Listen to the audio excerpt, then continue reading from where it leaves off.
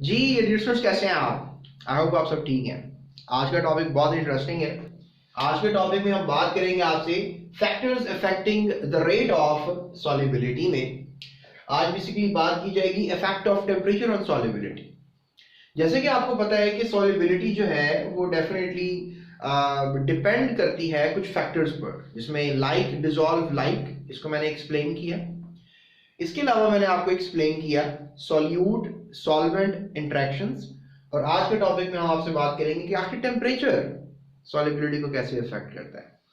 यानी कि let's say that हम अगर कुछ सॉल्ट्स पानी में ऐड कर रहे हैं, तो सॉल्वेंट पानी है, तो क्या होता है टेम्परेचर के बढ़ा देने से? क्या सॉल्ट ज़्यादा ऐड होता है? टेम्परेचर के बढ़ा देने से क्या सॉल्ट कम ऐड होता है? याद रखें, सॉल्युबिलिटी में जब भी हम बात करते हैं तो पानी हमने 100 ग्राम लेना होता है, ठीक है। तो सॉल्युबिलिटी में जब भी हम बात करेंगे तो हम ये सोचेंगे कि जो है पानी, लेट्स से पानी का सॉल्यूशन बना रहे हैं, तो पानी हमने लिया, तो हमने 100 ग्राम पानी लेना है। तो 100 ग्राम पानी के अंदर लेट्स से दैट कि 25 डिग्री सेल्सियस टेम्परेचर है, तो कोई भी सॉल्ट आप ऐड कर रहे हैं, let's say that any substance. तो जब हम इसमें ऐड करेंगे तो डेफिनेटली उसकी कुछ मिकदार जो है वो हल हो जाएगी। Let's say that I don't know, let's say that 10 ग्राम। तो अब कुछ अगर टेम्परेचर बढ़ा देंगे, लेट्स से दैट आप टेम्परेचर बढ़ा दिया, अब आपने कर लिया है 30 डिग्री सेल्सियस, ठीक है। टेम्परेचर बढ़ गया 30 डिग्री, यानी पहले 25 डिग्री था, 30 डिग्री हो गया। तो फिर डेफिनेटली मिकदार भी बढ़ जाएगी, क्योंकि टेम्परेचर के बढ़ाने से सॉल्यूट पानी में ज़्यादा हल होगा, क्योंकि स्पेसेस खुल जाती हैं सॉल्वेंट की और फिर उसमें ज़्यादा जगह आती है। तो आप ये ऐसे समझ लें कि जब आपके एक कमरा है, उसमें बहुत से तालिबे इल्म बैठे हुए हैं, तो जब आप टेम्परेचर बढ़ा देंगे कमरे का, तो वो तालिबे इल्म थोड़े से एक दूसरे से और दूर हो जाएंगे, तो मज़ीद तालिबे इल्म उस रूम में आ जाएंगे, कुछ ऐसा ही है। तो आप समझ लें कि सॉल्वेंट में भी टेम्परेचर बढ़ा देने से कुछ ये सिनेरियो होता है कि इसमें स्पेसेस जो हैं वो इंक्रीज कर जाती हैं, तो जिसकी वजह से मज़ीद जो सॉल्यूट है वो फिर आप इसमें ऐड कर सकते हैं। लेकिन हर बार ये सच बात नहीं है। कभी कभी ऐसा भी होता है कि पहले 25 डिग्री पे अगर आपने 10 ग्राम हल किया, लेट्स से दैट कोई भी सब्सटेंस, तो 30 डिग्री जब आपने यानी जो आपने टेम्परेचर बढ़ा दिया, तो फिर जरूरी नहीं कि हमेशा सॉल्यूट सॉल्वेंट में ज्यादा हल हो, कम भी हो सकता है। लेट्स से दैट कि पहले 10 ग्राम हल हो रहा था, तो अब कोई 7 ग्राम हल हो रहा है, यानी कि टेम्परेचर बढ़ाने से सॉल्युबिलिटी कम भी हो सकती है। पिछली कंडीशन में मैंने आपको बताया कि सॉल्युबिलिटी, आप कह रहे होंगे सर कोई जरा बुक वाली एग्जांपल से हमें ये बात समझाएं, तो नो डाउट मैं आपको बुक वाली एग्जांपल से ही ये बात समझाऊंगा। तो जनरली जो है आपको लगता है कि सॉल्युबिलिटी के बढ़ जाने से, टेम्परेचर के बढ़ जाने से इंक्रीज कर जाती है सॉल्युबिलिटी, लेकिन ऐसा हर बार सच नहीं है। तो ओवरऑल सॉल्युबिलिटी को अगर हम देखें तो जो पॉसिबिलिटीज पॉसिबल हैं, मतलब सॉल्यूशन जब बनता है तो क्या क्या पॉसिबल है। जब आप लेट्स से दैट कि सॉल्यूशन बना रहे हैं, मतलब किसी सॉल्ट को सॉल्वेंट में ऐड कर रहे हैं, तो हीट एब्जॉर्ब हो सकती है, ठीक है। हीट एब्जॉर्ब होने से ये होगा कि आपका जो बीकर है वो बेसिकली ठंडा हो जाएगा, गेट कूल्ड।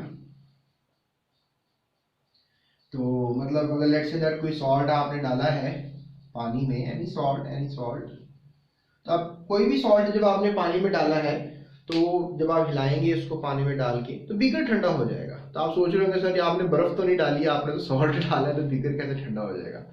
यही एक अमेजिंग फिनोमेना है जो मैं आपको बता रहा हूँ कि वाकई में सॉल्ट डालने से पानी में बीकर ठंडा हो जाता है।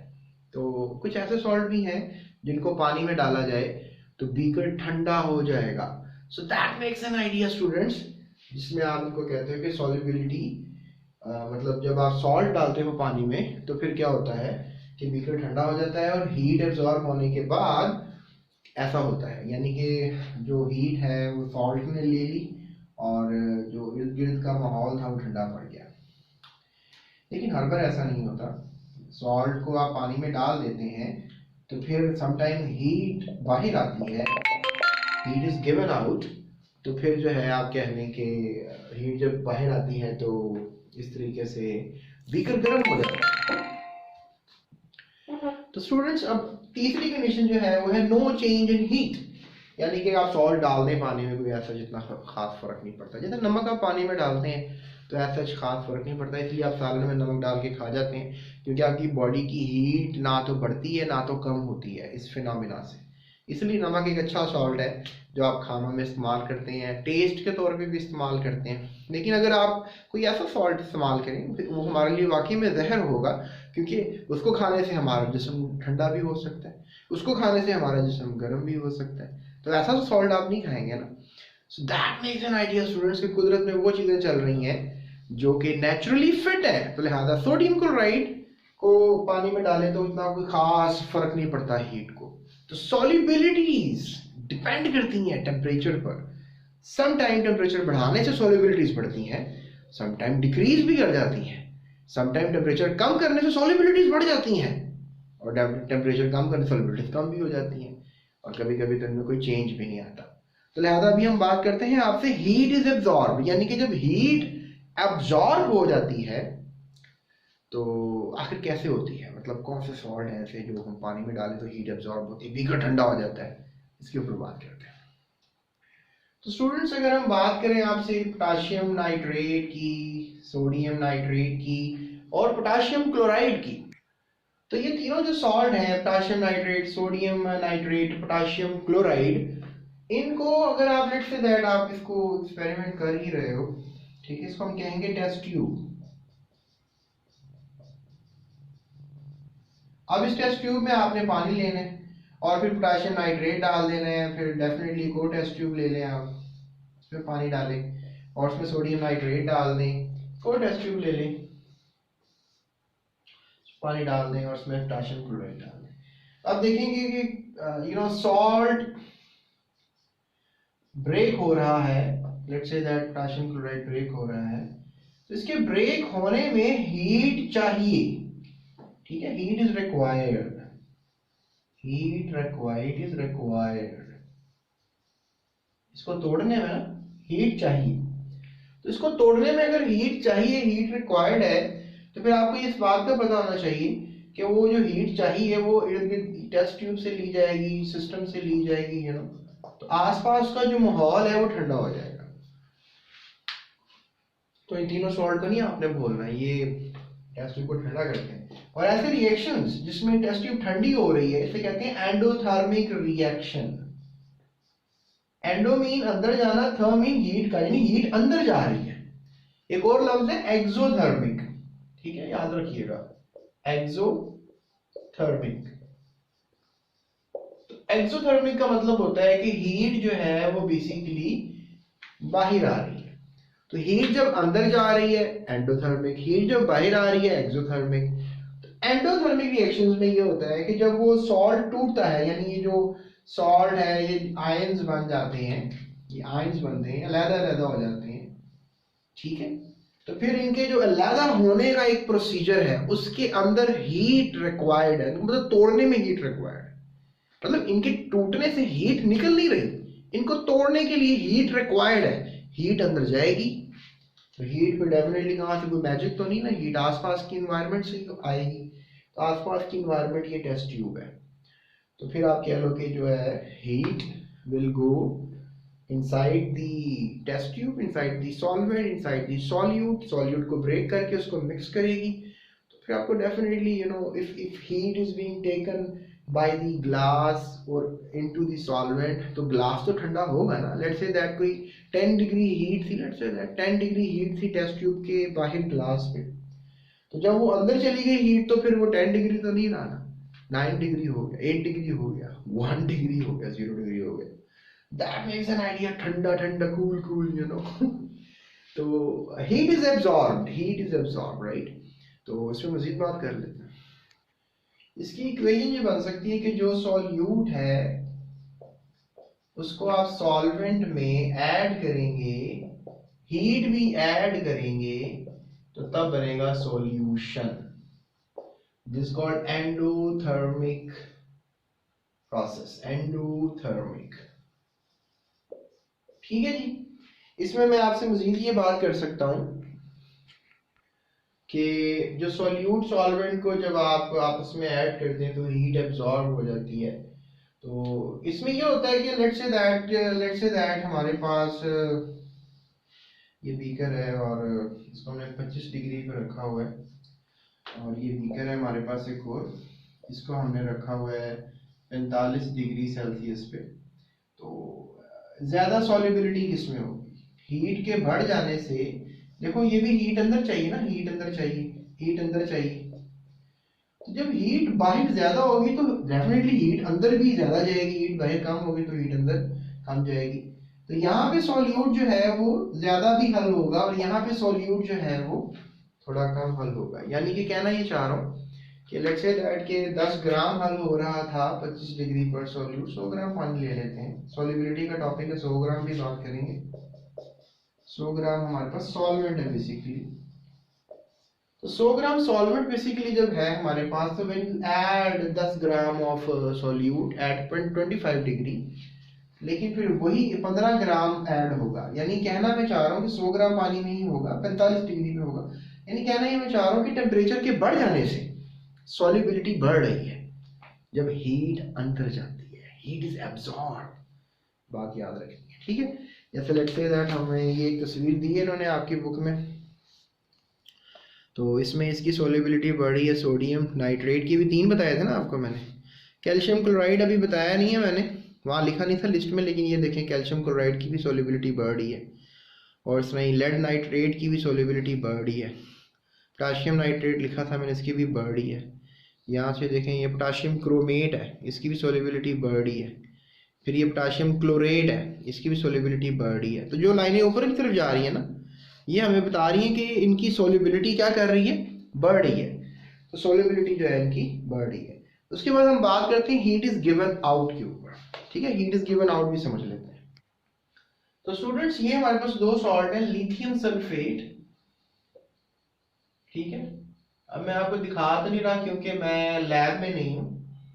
सो एक सॉल्ट है सीजियम सल्फेट।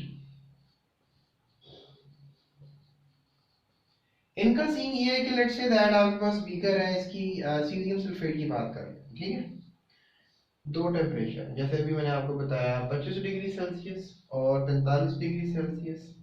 100 ग्राम पानी है, ठीक है।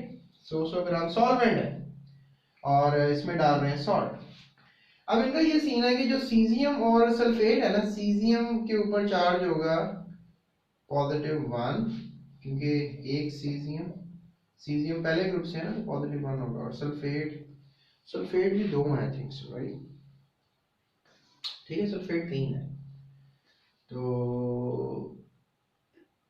सल्फेट होगा नेगेटिव, +3 होगा ना इसके ऊपर। एक मिनट,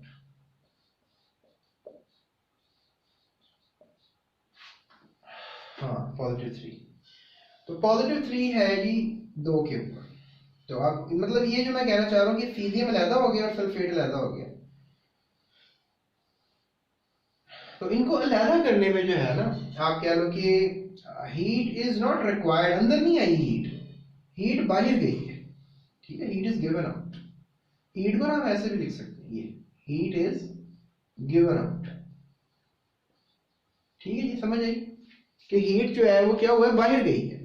तो हीट बाहर गई है, हीट ने बाहर किधर जाना है, लेट्स से दैट इधर, यहाँ पे सॉल्युबिलिटी ज्यादा होगी ना, यहाँ पे let's say that 15 gram solubility होगी और यहाँ पे होगी 10 ग्राम। अब आपको कैसे टेम्परेचर बढ़ाने से सॉल्युबिलिटी बढ़ती है, इसकी कम क्यों होगी, इसकी कम तो क्यों होगी है, क्योंकि 15 ग्राम 25 डिग्री पे हाल इसलिए हो गया क्योंकि हीट बाहर जा रही थी ना। तो बाहर 25 डिग्री हीट थी, तो हीट बाहर भी जानी है। अब यहाँ पे हीट इसके अलहदा होने से हीट ने बाहर जाना है, तो बाहर तो ऑलरेडी हीट ज्यादा है, 45 डिग्री हीट है। तो हीट जब बाहर ज्यादा होगी तो हीट बाहर जाना क्या हो जाएगा, मुश्किल नहीं हो जाएगा, समझ रहे। जैसे कि अब हीट ने अंदर से बाहर जाना है, लेट्स से इस रूम से बाहर जाना है। अब बाहर जो है ऑलरेडी हीट ज्यादा है, बाहर अगर लोग ज्यादा होंगे तो मैं बाहर कैसे जाऊंगा, बाहर तो लोग ज्यादा है। अगर बाहर लोग कम होंगे तो फिर मैं बाहर इजीली जा सकूंगा। तो हीट जब बाहर ज्यादा होगी तो हीट का बाहर निकलना इतना आसान नहीं रहेगा सिस्टम के लिए। तो heat is given out, no doubt heat is given out, but at a low temperature solubility ज़्यादा होगी, ज़्यादा हीट बाहर जा सकेगी। लेकिन ज़्यादा टेम्परेचर के ऊपर ज़्यादा हीट बाहर नहीं जा सकेगी, सॉल्युबिलिटी भी डिक्रीज कर जाएगी। इसकी उन्होंने ग्राफ दिया है, सीजियम का दिया है, इसका लिथियम सल्फेट का जो है वो ग्राफ नहीं दिया। तो आप ये देखो, ये लाइन आ रही है, सॉल्युबिलिटी डिक्रीज आ रही है, नीचे की तरफ जा रही है, ये लाइन नीचे की तरफ जा रही है सीजियम सल्फेट, फिर आगे जाके सीधी हो जाती है। मतलब टेम्परेचर आप बेशक जितना ज़्यादा कर लो, आगे बढ़ाई जाओ, मजीद सीजियम सल्फेट उसमें हाल ही नहीं होता। टेम्परेचर मतलब लेट्स से दैट कि टेम्परेचर 10 डिग्री होगा तो कोई 5 ग्राम तक वो कह रहे हैं ऐड हो जाएगा, अकॉर्डिंग टू ग्राफ बता रहा हूँ। लेकिन जैसे ही टेम्परेचर आप 20 डिग्री करोगे तो वो कोई 2 ग्राम ऐड हो रहा है। तो फिर जैसे ही आप 20 डिग्री के आगे जाते जाओ, 30 40 50 डिग्री, 2 ग्राम ज़्यादा नहीं ऐड होगा, 2 ग्राम मैक्सिमम से ऐड हो जाएगा, मतलब जो कैपेसिटी है सॉल्यूट की उसको हल करने की। तो इसमें इक्वेशन क्या बनेगी? इसमें इक्वेशन यही बन जाएगी कि सॉल्यूट सॉल्वेंट प्लस उनको करेंगे तो वो सॉल्यूशन तो बनेगा प्लस हीट, ये है एक्सोथर्मिक रिएक्शन, क्योंकि हीट इज गिवन आउट। तो इसमें क्या होगा? सॉल्यूट सॉल्वेंट वो चला जाएगा और बन जाएगा सॉल्यूशन, ठीक है। और साथ क्या होगी? हीट, एंथैल्पी आउट होगी। तो ये जो रिएक्शन होगा ये एक्सोथर्मिक होगा, एक्सोथर्मिक हीट बाहर आ रही है। तो बोर्ड में सवाल आ सकते हैं कि हीट इज गिवन आउट, किस किस्म का रिएक्शन है, एक्सोथर्मिक है कि एंडोथर्मिक है? तो आपने एक्सोथर्मिक पर टिक लगा देना है, क्योंकि आपको पता है ना हीट इज गिवन आउट, एक्सो बाहर आना, थर्मिक हीट का बाहर आना, हीट का, heat is given out, exothermic reactions. तो अभी आप ये जो आपका पैराग्राफ है ना, इसके साथ में इधर आप लिख लो एक्सोथर्मिक लिख लो, राइट, ताकि आपको ये बात भूले ना, ठीक है। तो सॉल्युबिलिटी का भी बता दिया। अब आपको हम बात करते हैं नो चेंज इन हीट, यानी कि हीट में कोई चेंज नहीं आएगा। So let's talk about no change in heat. तो इसमें मैं वैसे पहले भी बात कर चुका हूँ कि जो सोडियम क्लोराइड है वो जब आप पानी में हल करते हो, ठीक है, 100 ग्राम पानी में हल कर लो, तो इतनी कोई हीट एक्सचेंज नहीं होती, मतलब ना हीट इतनी ज़्यादा अंदर जाती है, ना हीट इतनी कोई बाहर आती है। तो इसको एंडोथर्मिक कहना, एक्सोथर्मिक कहना, इन बिटवीन होगा। तो इसलिए हम कहते हैं कि no change in heat, no heat is coming out, no heat is going in, ठीक है जी। तो अब ये लाइन इसमें ना देख लो, ब्लू वाली लाइन है एक, आपको शायद ये नज़र आ रही होगी, मैं इसको फोकस कर लेता हूँ। ये देखो, ये ब्लू वाली लाइन है, ये सोडियम क्लोराइड की, ये वाली, समझ रहे हो, सीधी सीधी नजर आ रही है आपको, ठीक है। यानी कि टेम्परेचर नीचे से बढ़ रहा है ना, देखो यहाँ से सोल्युबिलिटी नहीं बढ़ रही, मतलब कोई 35 डिग्री तक हल हुआ पड़ा है और कोई चला गया 40 डिग्री पर, मतलब 100 डिग्री पे कोई 35 से 40 तक गया, जरा सा मतलब बढ़ा है, इतना खास 5 ग्राम का फर्क पड़ा है 0 डिग्री से 100 डिग्री तक, तो इतना ज्यादा फर्क नहीं पड़ा, मतलब पड़ा तो है लेकिन इतना ज्यादा नहीं पड़ा। So that makes an idea, a little bit will change, you know, little bit will change. So उसको चैनल सब्सक्राइब कर लिया होगा आपने अभी तक, और ये सबसे मुश्किल टॉपिक होता है जो समझाया मैंने आपको, और अंदर की कहानी भी सुनाई है कि सॉल्ट जब समटाइम ज़्यादा होते हैं तो वो हीट मांगते हैं, heat is given, you know, heat is absorb, और जब कभी सॉल्ट ज़्यादा होते हैं तो हीट को बाहर निकाल देते हैं, heat is given out, exothermic. और कभी सॉल्ट ज़्यादा होते हैं ना वो हीट को अंदर करते हैं ना हीट को इतना खास बाहर करते हैं। So no change in heat.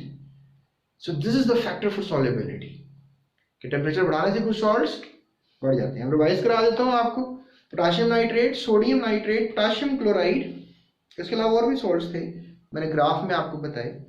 और इसके अलावा जो definitely heat is given out वाले हैं, यानी एक एंडोथर्मिक इफेक्ट रखते हैं, यानी कि हीट इज एब्जॉर्ब वाले, और उसमें हीट जब एब्जॉर्ब होती है तो आपको पता है कि हीट अंदर जाती है और बीकर जो है वो ठंडा हो जाता है।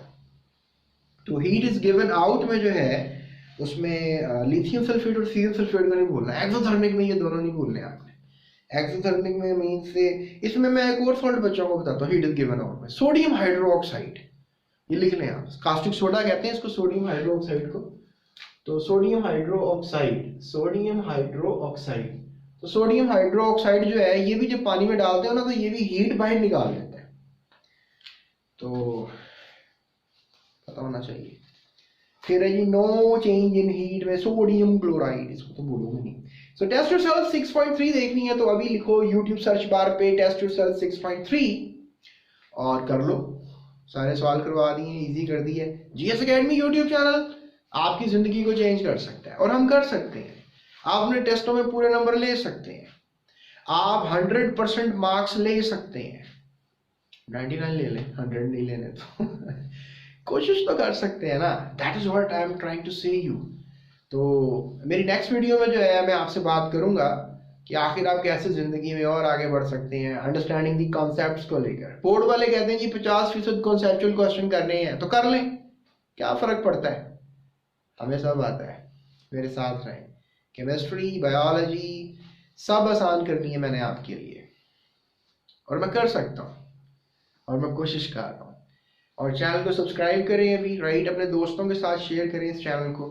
I know that you have a lot of friends, तो आप उनको शेयर करें, राइट, और उससे उनका भी भला होना चाहिए। आप खुद पढ़ें, उनको नहीं वो सर मिल गए मुझे, मैं खुद पढ़ लेता हूँ, उनको भी बताएं ना आप कि मैं आपके साथ काम कर रहा हूँ यहाँ पे, ताकि उनकी भी हेल्प हो। कंपटीशन बराबरी का होना चाहिए। अगर आप टीचर हैं तो आप काइंडली अपने स्टूडेंट्स को ज़रूर बताएं कि सर खुरम जो है वो जीएस एकेडमी यूट्यूब चैनल पर बच्चों को पढ़ाते हैं, तो आप पढ़ सकते हैं मुझसे। और इसके अलावा जो है आप नोट्स ले लें मुझसे, जितने भी नोट्स चाहिए आपको, डिस्क्रिप्शन में लिंक है, वो छोटा सा एक इस तरह का एरो होता है, इस तरह का, उस पर क्लिक करोगे ना तो पूरी एक टी-शर्ट खुल जाती है, उसे डिस्क्रिप्शन कहते हैं। उसमें फिर लिंक्स होते हैं सर, उस पर क्लिक करोगे पीडीएफ डाउनलोड हो जाएगा आपके मोबाइल में, वो कॉपी करवानी है प्रिंटर वाले से कॉपी करवा लो, तो ज़िंदगी और ईजी हो जाती है। मुफ्त के नोट्स, कोई पैसा नहीं। मैं सोच रहा हूँ एजुकेशन को मैं फ्री रखूँ सबके लिए। अभी बस ये एड्स वगैरह लग जाते हैं तो इसकी वजह से थोड़ी सी इनकम हो जाती है, यही फ़ायदा है बस। तो आप लोगों की मोहब्बत, आप लोगों का प्यार और आप लोगों के अच्छे अच्छे कमेंट्स, मेरा बड़ा फिर दिल करता है मैं आप लोगों के लिए काम करूँ। और it's been 15 years of teaching in education, और philosophy in zoology was a tough ask, लेकिन इंशाल्लाह कर रहा हूँ आगे अल्लाह ने चाहा तो, और अल्हम्दुलिल्लाह किया भी है, आगे इंशाल्लाह डॉक्टरेट भी कंप्लीट होगा। तो और भी बहुत सी बातें इंशाल्लाह आपसे शेयर करूँगा, मेरे साथ रहें, राइट। उम्मीद पे दुनिया कायम है। और दूसरों का ख्याल रखना है आपने, ठीक है, बड़ों का ख्याल रखना है, अपनी वालदा का ख्याल रखें, वालिद का, बहन भाइयों, सबका ख्याल रखें। दूसरों का ख्याल रखेंगे तो वो आपका भी ख्याल रखेंगे, right. Thank you so much.